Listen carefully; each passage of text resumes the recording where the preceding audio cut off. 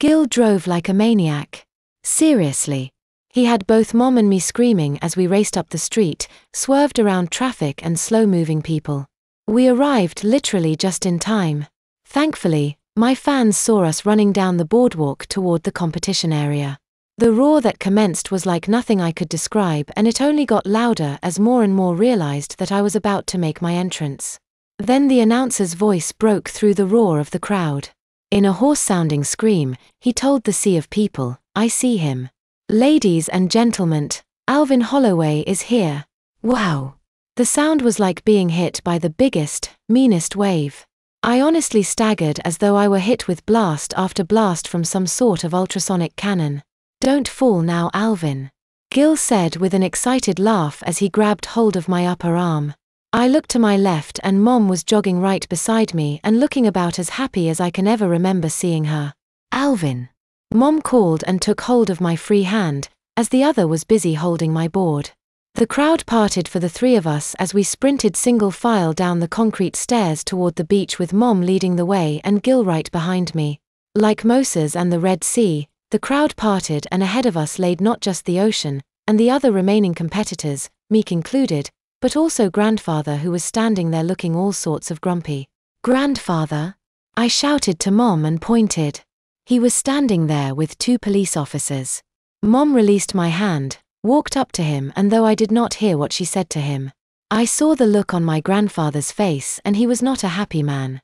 He said something to the 2 officers who seemed to be all business. A moment later, the officers turned and began to walk away, followed by my grandfather.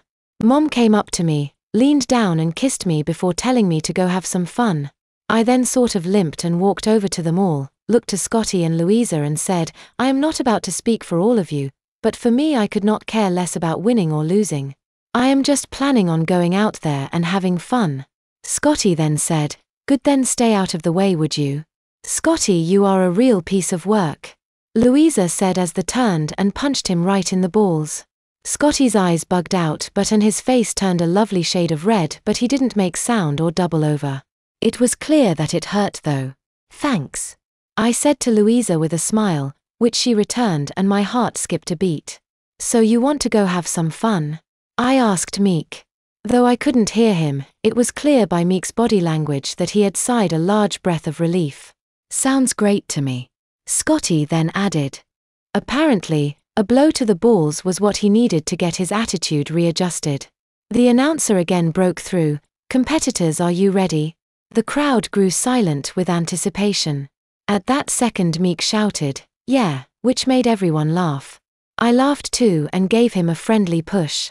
The announcer came back to life with, "On my mark. Wait for it. Ann." It was only then that I realized I wasn't remotely dressed for surfing. "Worry it," I screamed at the top of my lungs as I handed my board to Meek and began to pull my shirt over my head. There was laughter, but nothing like what was about to come.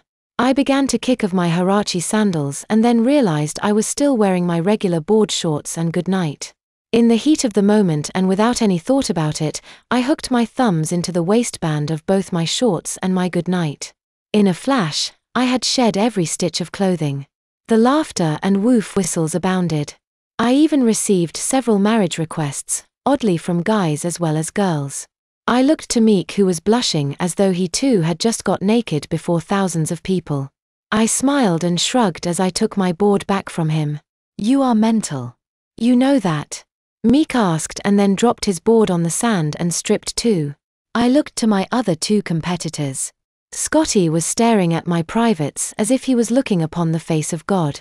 Louisa was smiling at me as if she was about to drop her board and jump me right then and there.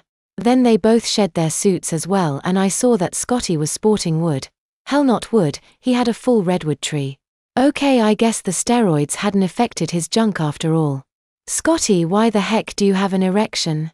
Louisa asked worriedly. He pretended to wipe away a tear. "I'm just so happy." "Well, keep that thing out of the water or a whale shark might think it's Thanksgiving," Meek joked. The hoots and hollers from the crowd were funny. "May we continue, Mr. Holloway? Or would you like some nachos and a soda before you go out?" the announcer asked sarcastically, which caused the spectators to erupt with laughter once again.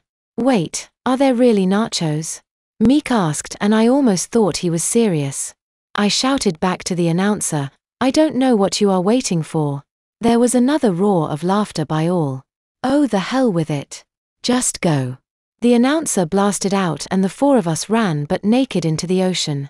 As we were entering the water, Meek shouted a comical, "To infinity and beyond."